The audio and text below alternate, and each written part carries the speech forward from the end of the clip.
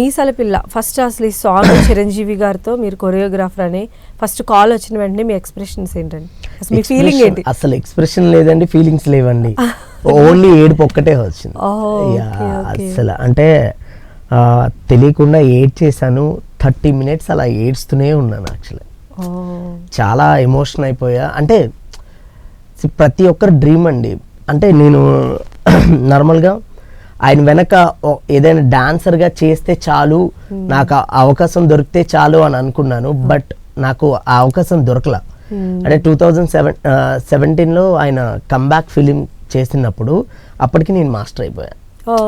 So నేను అప్పుడు feel అయ్యా, అయ్యో నేను బాస్ వెనకాల చేయలేకపోతున్నానే అని ఫీల్ అయ్యా. బట్ ఈరోజు మళ్ళీ ఇక్కడ దాకా నేను వస్తానని నేనే ఎక్స్పెక్ట్ చేయలేదు. అసలు చిరంజీవి గారికి కొరియోగ్రఫీ చేసే అవకాశం నాకు దక్కుతుందని నిజంగా అదృష్టం చేసుకున్నాను. అంటే ఎవరు రికమెండ్ చేశారని అనుకుంటున్నారు, లేదా సరే మిమ్మల్ని పర్టికులర్గా పిలిపించుకున్నారా, అసలు ఎలా జరిగింది?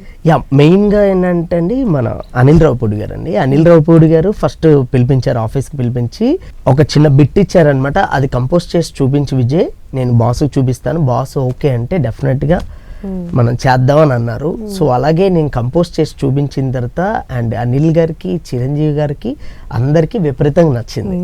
సో అందరికీ కూడా థ్యాంక్ యూ అండి. సో విపరీతంగా నచ్చింది. ఇంకా ఈ అబ్బాయితో వెళ్ళిపోదామని బాస్ కూడా ఇంకా ఓకే అని చెప్పడం.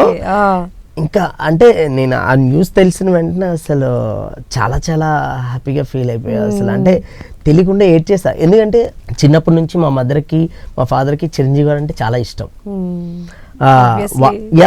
సో వాళ్ళ సినిమాలు చూసుకుంటూనే మా ఫాదర్ అయితే చిరంజీవి గారు ఏ కాస్ట్యూమ్ వేసుకుంటే ఆ కాస్ట్యూమ్ కుట్టించుకోవడం అంటే అంత ఇష్టం. ఫ్యాన్ బాయ్ కాదు, fan family. Fan family. So మా మదర్ కూడా ఫస్ట్ డే షోకి వెళ్ళేవారు. అంటే చాలా ఇష్టం అనమాట చిరంజీవి గారు. నాకు ఆ ఇష్టం అలా తీసుకొచ్చింది. అంటే అదే అండి, ఒక ట్రూ లవ్ ఉంటే డెఫినెట్గా 100%. నేను అంటే ఎక్స్పెక్ట్ చేయలేదు చిరంజీవి గారితో ఇంత త్వరగా చేస్తానని ఎక్స్పెక్ట్ చేయలేదు. అండ్ ఇలాంటి మళ్ళీ డ్యూయట్ సాంగ్స్కి కింగ్ ఆయన. అండ్ అంటే ఆయన ఓల్డ్ సాంగ్స్ ఇప్పుడు ఎముడుకు మొగుడవ అని, లేదంటే కొండవీటి దొంగ అని చాలా సినిమాలు ఉన్నాయి. సో ఈవెన్ శుభలేఖ అంటే ఒక్క సాంగ్ కాదు.